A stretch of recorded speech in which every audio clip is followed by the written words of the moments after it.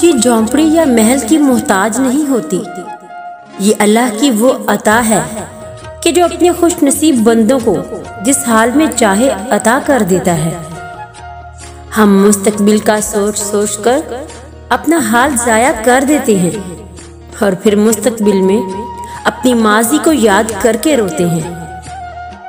इंसान मरता है मर जाए, लेकिन कभी भी उन सहारों पर भरोसा न करे जो कई बार उसकी बुनियादों को हिला चुके हों।